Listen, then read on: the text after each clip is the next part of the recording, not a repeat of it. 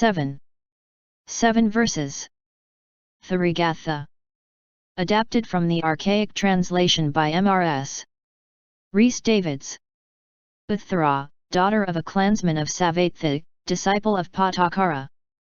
She, too, having made her resolve under former Buddhas, and gaining beneficent deeds, so that in her the root of good was well planted, and the requisites for enlightenment were well stored up, was, in this Buddha era, reborn at Savatthi, in a certain clansman's family, and called Uthara.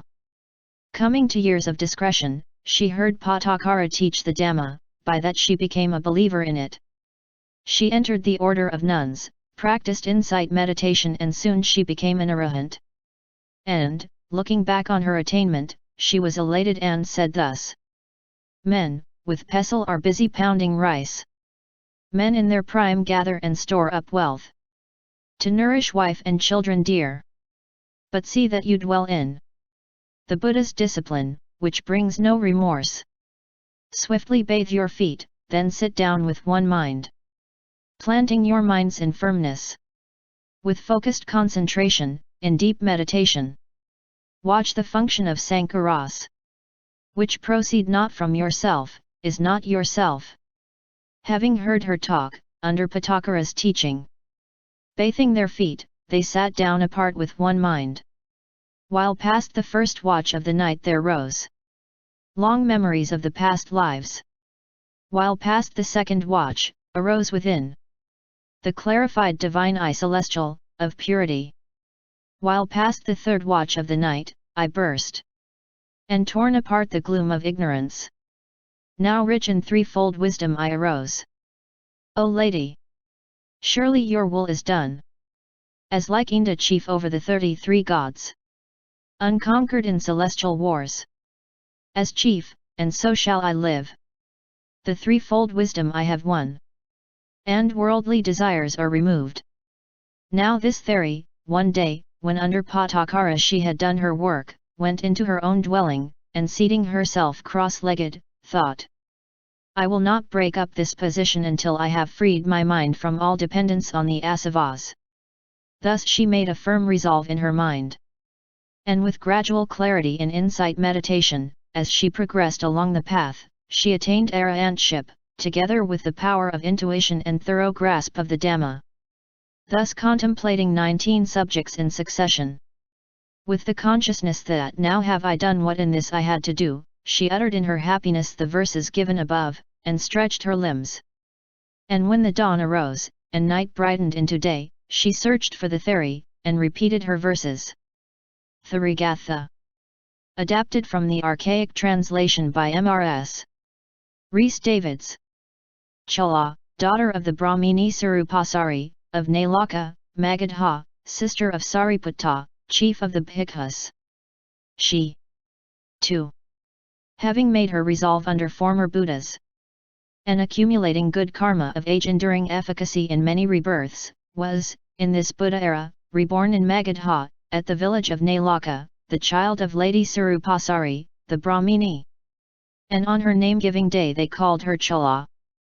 Her younger sister was Upakala, and the youngest Sisupakala, and all three were junior to their brother Sariputta, captain of the Dhamma. Now, when the three heard that their brother had renounced the world for the order, they said, This can be no ordinary system, nor ordinary renunciation, if one like our brother have followed it. And full of desire and longing, they too renounced the world and became ordained, putting aside their weeping relatives and attendants. After ordination, with striving and hard work, removing sins, they attained arahantship, and dwelt in the bliss of Nibbana. Now, Chala Bhikkhuni, after her round and her meal, entered one day the dark grove to meditate. Then Mara came to stir up sensual desires in her, as told in the Sutta.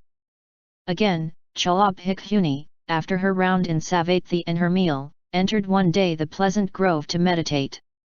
And, going on down into the dark grove, she sat down under a tree. Then sinful Mara came there. Wishing to break the vow of her holy celibate life, Mara asked her why she had become clean-shaven nun.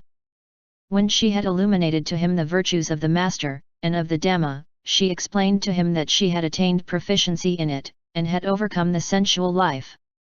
Because of that Mara, upset and dejected, vanished from there. But she discoursed on what talk she had with Mara, as follows. Meditating, self-aware, Nikàya with all senses. Trained and in self-control, walking in holy path, calmed. With mastery over action, speech, and thought. Equanimous, dwells in the bliss. Mara. Why now and to which are you seen thus dressed? And shaven like a nun, yet do not join ascetics of some sect, and share their rites? What, futile and selfish, is your quest? Chala. It is they that are without, caught in the net of the vain philosophies on which they lean. It is they that have no knowledge of the Dhamma. It is they that lack all competence in Dhamma.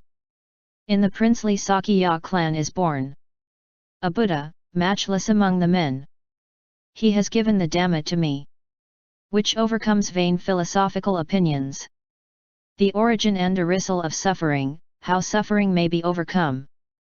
The Aryan Eightfold Path leads to elimination of all suffering. And I who has heard his words will follow his discipline sincerely. The threefold wisdom unparalleled I have gotten now. Within the era of the Buddha's time. In every way, the attraction of senses is eliminated. And the region of darkness within is torn apart. Know this, you sinful one, hence. Hear, O destroyer. You shall not prevail. Therigatha. Adapted from the archaic translation by Mrs. Rhys Davids. Upakala, sister of Chala and Sariputta. She was also the another sister to Sariputra, captain of the order of monks. Her story has been told in the previous one. Like Chala, she, too took ordination, practiced insight meditation and became an arahant, was elated and said, after Mara had tempted her in vain, as follows. Meditating, self-aware, Nikàya with all senses. Trained and in self-control. With inward calm perfected. And has made her way into the path. Walked by holy people who have attained eternity. Mara. Why love you not rebirth? Since, being born, you can enjoy what life of senses does bring. Enjoy the sport of sense and sexual act and enjoy. Otherwise you may regret when too late, with bitter pangs. Upakala. To one who is born, death will surely come. And many perils such as murder, injury, torture, loss of limb, bondage, grief. So a person who is born is bound to get suffering. In the princely Sakya clan is born he who is holy, awakened Buddha, the undefeated. He has given the Dhamma to me, by which the round of rebirth is well overcome. The origin and arisal of suffering, how suffering may be overcome. The Aryan Eightfold Path leads to elimination of all suffering. And I who has heard his words will follow his discipline sincerely. The threefold wisdom unparalleled I have gotten now. Within the era of the Buddha's time. In every way, the attraction of senses is eliminated. And the region of darkness within is torn apart. Know this, you sinful one, hence. Hear, O destroyer. You shall not prevail. Chapter 8. 8 verses. Therigatha. Adapted from the archaic translation by Mrs. Rhys Davids. Sisupakala, sister of Chala, Upakala and Sariputta. Her story has been told in that of Chala her sister, how she followed in her great brother's steps, entered the order, practiced insight meditation and became an arahant. Dwelling in the bliss of fruition, she reflected one day on her attainment, and having done all that was to be done, was elated and said in her blissfulness thus. Nikàya adept in the moral precepts. Well guarded in the all senses. Who has attained to that holy path, calmed. That unending elixir of life. Mara. Tavantis, Yama and Tasita Devata. The Nimanarati Devas and Vaisavati Devas. Aspire with longing in their minds. Where in past ages you have lived before. When the Theri heard, she said, "Stop, Mara! The Kamaloka of which you talk is, even as is the whole of the world, burning and blazing with the fires of lust, hate, and ignorance. It is not there the discerning mind can find any charm." And showing Mara how her mind was turned away from the world and from desires of sense, she rebuked him thus: "Tavantas, Yama and Tasita Devata. The Nimanarati Devas and Vasavati Devas. Consider how time after time they go. From birth to death, and death to birth again. Becoming this and then becoming that. Ever beset by the recurring doom of wretched individuality. From where comes no merciful liberation. On fire are all the worlds, all are in flames. Ablaze is all the worlds are transient. But that which changes not, incomparable. That unknown to the worldly people. That, for which, Buddha has taught the Dhamma.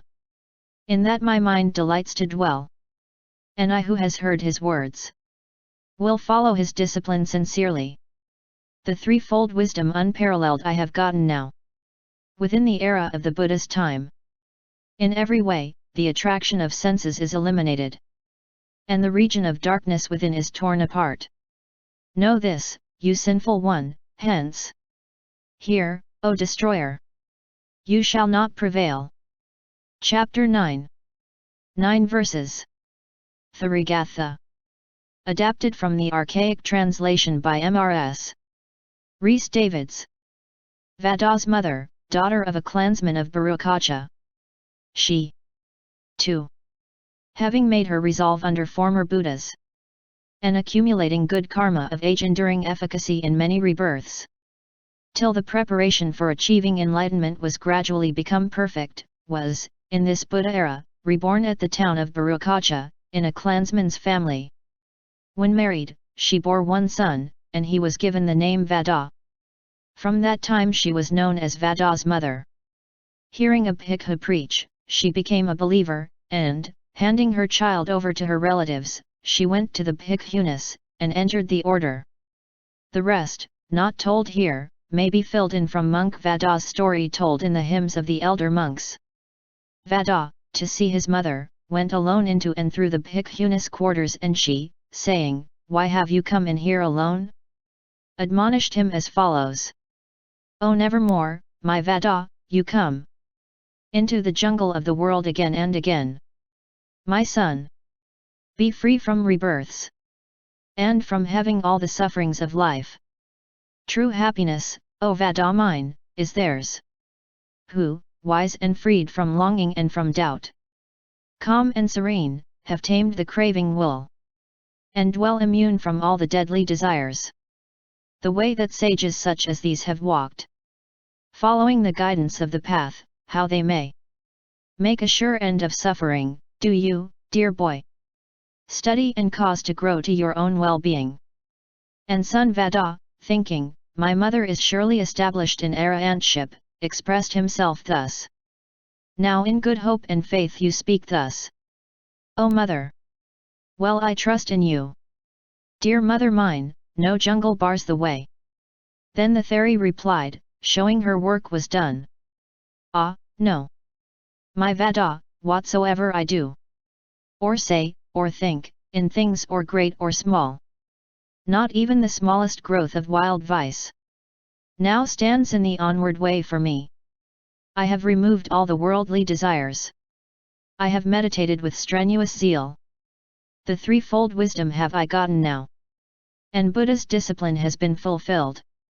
The monk Vada, using her teaching as a goad, and stimulated by that, went to his vihara, and, seated in his usual resting place, so made his insight meditation to grow. Then he attained arahantship.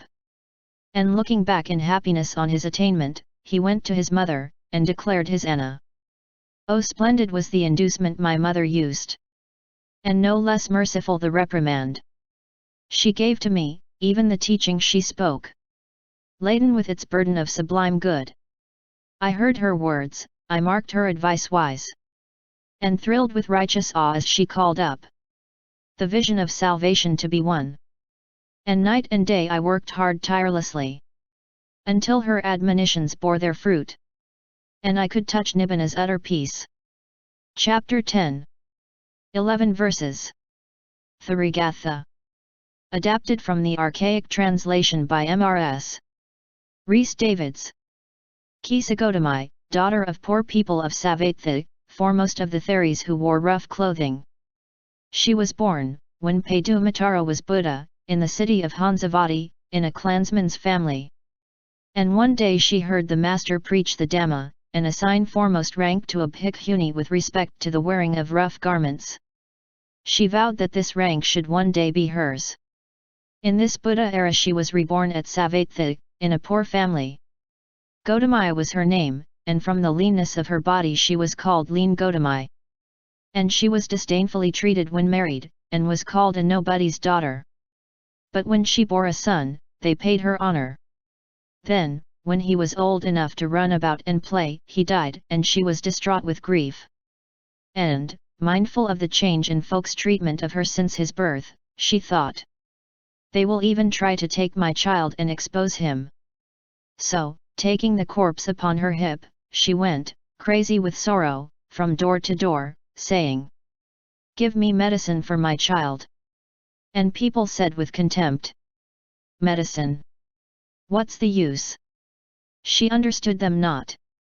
But one sagacious person thought, "Her mind is upset with grief for her child. He of the tenfold power will know of some medicine for her." And he said, "Dear woman, go to the very Buddha, and ask him for medicine to give your child." She went to the vihara at the time when the master taught the doctrine, and said, "Bhagwe, give me medicine for my child." The master, seeing the promise in her, said, "Go, enter the town, and at any house where yet no man has died, from there bring a little mustard seed." She, "It is well, Lord," she said, with mind relieved. And, going to the first house in the town, said, "Let me take a little mustard, that I may give medicine to my child. If in this house no man has yet died, give me a little mustard. Who may say how many have not died here? With such mustard, then, I have naught to do." So she went on to a second and a third house, until, by the might of the Buddha, her frenzy left her, her natural mind was restored, and she thought, "Even this will be the order of things in the whole town." The Bhagwe foresaw this out of his pity for my good. And, thrilled at the thought, she left the town and laid her child in the charnel field, saying, "No village law is this, no city law. No law for this clan, or for that alone. For the whole world, yes, and the gods in heaven. This is the law. All is impermanent." So saying, she went to the master. And he said, "Gotami, have you got little mustard?" And she said, "The cause is in the karma, Lord, not in the little mustard. Please give me the teaching." Then the master spoke thus: "To him whose mind on children and on goods is centered, clinging to them in his thoughts, death comes like a great flood in the night, taking away the village in its sleep." When he had spoken, she was confirmed in the fruition of the first. The stream, entry/Sotapanna, first divine awakening path, and asked for ordination. He consented, and she, thrice saluting by the right, went to the bhikkhunis, and was ordained. And not long afterwards, studying the causes of things, she caused her insight meditation to grow. Then the master said a glory verse: "The man who, living for 100 years, sees never the ambrosial path, had better live no longer than one day. So he behold within that day the path." When he had finished, she attained arahantship. And becoming preeminent in ascetic ways, she was accustomed to wear dress of triple roughness. Then the master, seated in the Jetavana grove in a gathering, and assigning rank of merit to the bhikkhunis, proclaimed her first among the wearers of rough dress. And she, looking back at what great things she had won, uttered this hymn before the master, in praise of friendship with the elect. Friendship with noble ones throughout the world. The sage has praised. A fool, in truth, grows wise. if he but entertain a noble friend. Go to the holy people. In them who go, wisdom does grow. And in that pious love, from all your sorrows shall you be released. Mark sorrow well. Mark how it does come, and how it passes. Mark the eightfold path that ends woe, the four great Aryan truths. Woeful is woman's lot, has he declared. Tamer and driver of men. Woeful when sharing home with hostile wives. Woeful when giving birth in bitter pain. Some seeking death, or ever they suffer twice. Piercing the throat, the delicate poison take. Woe too when mother murdering embryo comes not to birth, and both alike find death. Returning home to give birth to my child, I saw my husband in the jungle die. Nor could I reach my parents before troubles came. My baby boys I lost, my husband too. And when in misery I reached my home, lo! where together on a scanty pyre, my mother, father, and my brother burn. O wretched, ruined woman! All this weight of sorrows have you suffered, shed these tears. Through weary round of many thousand lives, I too have seen where, in the charnel field, devoured was my son's tender flesh. Her relatives now dead, herself outcast. Her husband is dead. She has now gone to immortality. I have now understood the Aryan path, on the eightfold path that goes to the state ambrosial. Nibbana have I realized, and gazed into the mirror of the holy Dhamma. I, even I, am healed of my hurt. Lo is my burden laid, my task is done. My mind is fully set at liberty. I, Kisa-Gotam, have uttered this.